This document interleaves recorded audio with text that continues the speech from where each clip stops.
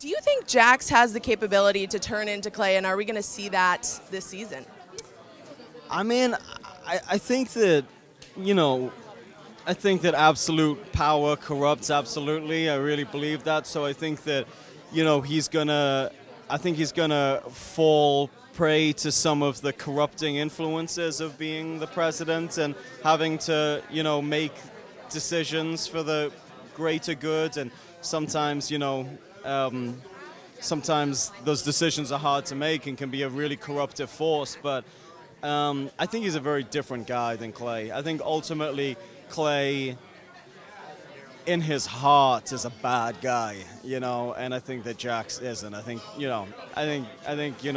it's kind of light and dark, I think that Clay is a shadowy, dark figure, and, Jax, although he's incredibly flawed and can be a very bad guy at times, ultimately is kind of filled with light. So I think hopefully he won't go to the dark side, but you never know.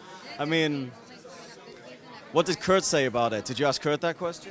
I did, and he kind of gave me a vague answer too. So. Well, I think I know you guys are in a tough position. I'm giving you a vague answer because I honestly don't know. Yeah. I mean, I'm just giving you my thoughts on it, but Kurt's probably just being coy because he likes to be coy. Being coy, exactly. One last question for you. Now, you are collaborating with Del Toro again on Crimson Peak. Yes. What can you tell me about that?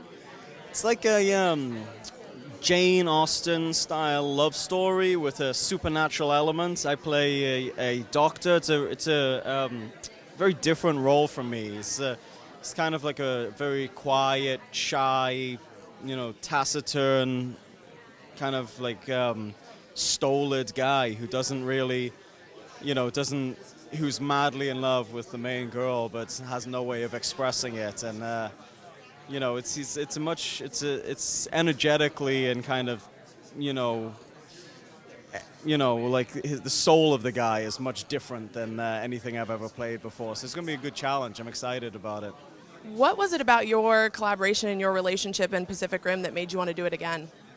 Guillermo's just amazing. He's just so much fun to work with and really open, and he just loves filmmaking, and he's such a master of filmmaking that, I mean, I think anybody that works with him would be, would leap at the chance to work with him again. And I guess, he just enjoyed working with me, and at the end of Pacific Rim, he said to me, he kind of gave me a big hug, and he said, "You're in, my friend. Like, I love Nice. you. You're one of my, I've had one of the greatest experiences of my career working with you, and I'm going to put you in all of my American films from now on."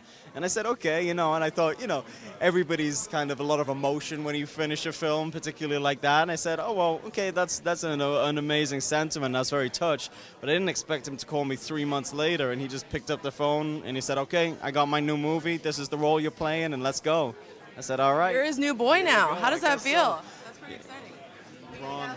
Yep. Ron, bless him. Yeah. Ron used to have that title, but guy got a little, got a little snap. old, Do I sense a little competitiveness? His young blood is coming up.